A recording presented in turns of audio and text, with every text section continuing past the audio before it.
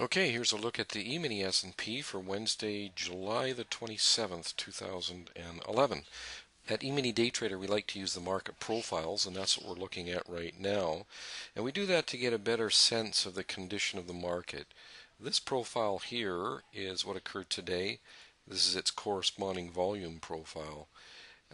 And this is what occurred yesterday, and then we've got what happened overnight. So I'd mentioned yesterday that if the market went below 20, be careful. If it holds below 16, it turns bearish in a pretty substantial way. So you can see that overnight the market did dip below 20. I think got to about 18, something like that, 18 and change. And then it opened just on top of 20, which is the opening right here, but then quickly sold off. And you can see that that 16 level held beautifully as the market tested it in a few periods here. You can see this little ledge right here, that's at 16, closed all the way down here around about 1300 even. So we did get the follow through we were expecting. We did get the acceptance in the market holding below 1316. So we got the bearish intraday bias going on, and we're looking for more follow through. I mean, the next level is as close as 97, and then down to 92, and then about 84. So the market is in the grips of the bears certainly now.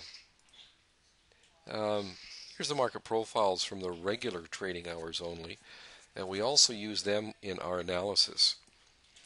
Here is our software today showing our trades. You can see here that we had, I'll put it in a red square, short here, short here, short here, and some late shorts that were not filled. And then we had along here, along here, along here, and along here. Now our filter here, as you can see at the bottom, was either red or neutral the entire day. Here is the 16 level that I had mentioned right here. So you can see when the market opened up just above 20, but quickly came down and hit 16, and then had a really good move below 16.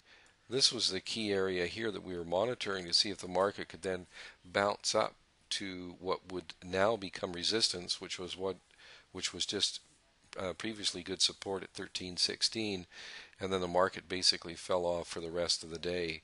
So we did have a trade in here. Unfortunately, we're stopped out on that, even though it had a really nice move down. We just got nicked on it. This trade we did not take, and this trade we did not take because of the red filter, just as we did not take this long trade or this long trade, even though this one had a really nice bounce to it.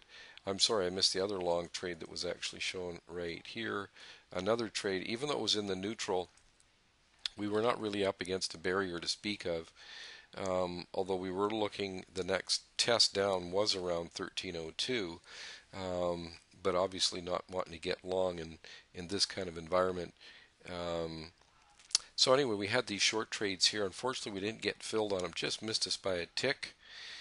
We did get filled on this, and unfortunately it rallied on us before it fell off, so we got stopped out on that. So kind of unfortunate. We had two really good short trades, but just got nicked on them. Actually, the second one we didn't get nicked. It actually rallied, I think, about 1.5 against us, where the other one just hit us right on our stop and then sold off. So it's one of those days where we really had a good handle on what was going on in the market, but our systematic trades, even with the filter and the 2 out of 3, unfortunately getting stopped out on that. But that's kind of how it goes.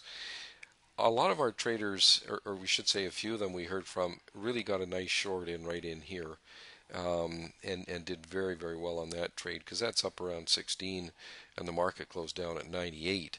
So you're talking an 18-point move. Not that they would have made 18 points on it, but that was obviously the key area that we were focusing on to give us the ideal trade entry location in a market that had transitioned earlier in the day to confirmed down intraday bias.